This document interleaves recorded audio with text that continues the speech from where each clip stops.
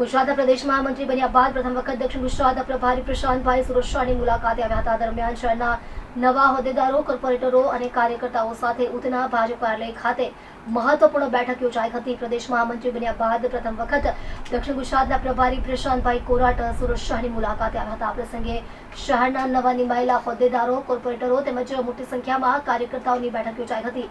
આ બેઠક દરમિયાન આવનારા સમયમાં યોજાનારી કોર્પોરેશનની ચૂંટણીને લઈ વિશેષ ચર્ચા કરવામાં આવી હતી. પ્રદેશ મહામંત્રીએ કાર્યકર્તાઓને સંગઠન મજબૂત કરવા, ઘર ઘર સંપર્ક વધારવા અને ચૂંટણી માટે એકજૂથ થઈને કામ કરવાની અપીલ કરી હતી. પ્રદેશના નેતૃત્વની હાજરીથી કાર્યકર્તાઓમાં નવો ઉત્સાહ જોવા મળ્યો હતો. વધુમાં જણાવ્યું હતું કે આવનારી મનપાની ચૂંટણીમાં ભાજપ તમામ 120 સીટો જીતે તે માટે કાર્યકર્તાએ વિશ્વાસ વ્યક્ત કર્યો છે.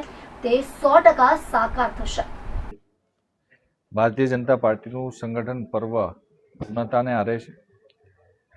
પ્રદેશના અધ્યક્ષ આદરણીય શ્રી જગદીશભાઈ વિશ્વકર્મા સાહેબે અલગ અલગ જવાબદારીઓ બધા લોકો કાર્યકર્તાઓને સોંપી છે. મને પણ એમની ટીમમાં મહામંત્રીની જવાબદારી મળી છે અને દક્ષિણ ઝોનના પ્રભારીની પણ સાથે જવાબદારી સોંપી છે. ત્યારે આ જવાબદારી મળ્યા બાદ પહેલીવાર હું સુરત મહાનગરના કાર્યકર્તાઓને મળવા માટે થઈને આજે પહેલી વખત બેઠકના માધ્યમથી કાર્યકર્તાઓને મળ્યો છું.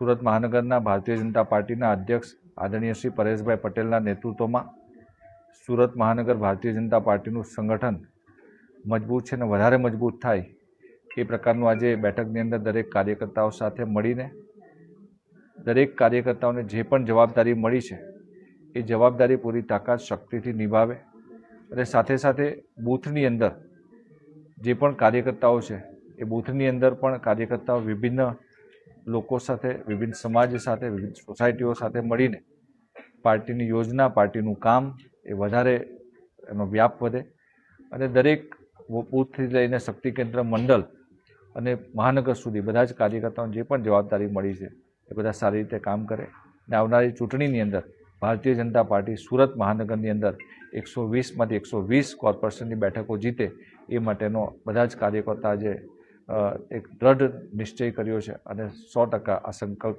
સાકાર થશે. સાહેબ, જે રીતે કાર્યકર્તાઓમાં નોન રેપ્યુટેશન કોર્પોરેશન છે એની અંદર બી નોન રેપ્યુટેશન આવશે. પાર્ટીનો નિર્ણય હોય છે.